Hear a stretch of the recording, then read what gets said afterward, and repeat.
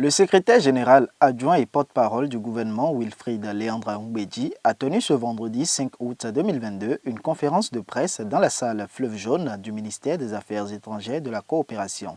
Au cours de cette rencontre avec les professionnels des médias, plusieurs sujets de l'actualité béninoise ont été abordés par le porte-parole du gouvernement.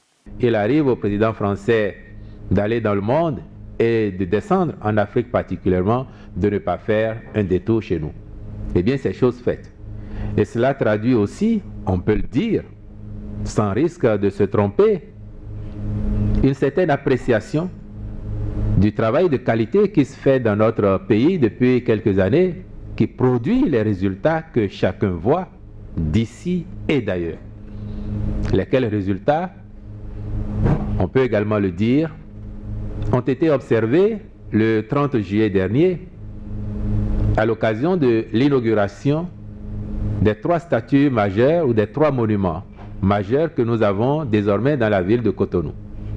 Le monument Bioguera, le monument de l'Amazone sur l'esplanade des Amazones et le monument au dévoué. Pour ce qui concerne les 2 aéronefs achetés par le gouvernement de Patrice Talon, voici ce qu'en dit Wilfried Léandre Ngoumbedji.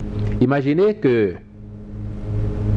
un Béninois, dans un département ou dans une ville située à peut-être une centaine ou quelques centaines de kilomètres de Cotonou, fasse une crise qui nécessite une prise en charge immédiate ou dans l'heure qui suit afin de le préserver de toute déconvenue ou de toute complication irrémédiable. S'il faut le faire par voie de terre, vous êtes convaincu que vous avez achevé le malade avant d'arriver à l'hôpital. Or, cet appareil nous permettra à l'avenir de prendre en charge autant que possible des situations d'urgence de ce cas. On a évoqué des raisons logistiques. Vous avez peut-être un accident de la route quelque part qui crée des complications monstres et qui rend la circulation impossible.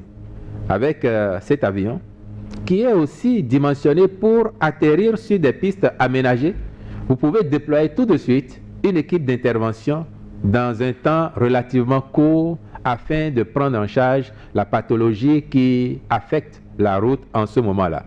Voilà les diagnostics qui ont été posés. Mais après, tout le reste ne peut être que bonus. Le déplacement du chef de l'État, s'il va dans la sous-région, le déplacement des écureuils, tout cela peut faire l'objet de prise en charge par ces avions tant que la question est posée et que les équipes en charge de leur gestion s'organisent à cette fin. Au niveau du secteur de l'éducation, le porte-parole explique les efforts du gouvernement. L'une des décisions du Conseil des ministres de mercredi dernier, avec l'annonce du recrutement pour compter de cette rentrée 2022-2023, rien que pour le compte de l'enseignement primaire, de plus de 4400 enseignants aspirants au métier. Fidèle à sa logique de rigueur, le gouvernement a fait le point de la base de données des aspirants au métier d'enseignant pour observer que sur les 4400 et plus que nous allons déployer, il y a une moitié qui a un profil professionnel, mais il y a une autre moitié qui est titulaire du baccalauréat et le gouvernement décide de procéder à un renforcement de leurs capacités, de leurs compétences avant même de les déployer. Après son développement, le porte-parole Wilfried Léandre Ngoumbedji est revenu apporter un peu plus d'éclaircissement sur quelques préoccupations des professionnels des médias. Si je vous dis aujourd'hui que ces 3 monuments, dont l'opportunité ne se discute pas, dont la qualité ne se discute pas, au contraire, en ce qu'ils apportent d'attraction au pays, de renaissance, de réappropriation de son histoire, ils sont inquantifiables pour moi. Mais si je vous dis aujourd'hui qu'ils ont coûté à eux 3 500 millions de francs CFA, certains diraient, oh, peut-être qu'ils ont fait des pacotilles. Si je vous dis qu'ils ont coûté 10 milliards, d'autres diraient, ils y ont mis toute une fortune. Ce qui compte, c'est la présence de ces monuments, c'est ce qu'ils apportent désormais à notre pays. Je suis convaincu que vos enfants, quand ils iront là-bas, et qu'ils vont en apprendre davantage sur l'histoire de leur pays, sur l'histoire de Bioguera, sur l'histoire des Amazones, ils vont commencer à entrevoir autrement le devenir du pays et peut-être leur propre parcours. La situation de la Sogema n'a pas été du reste.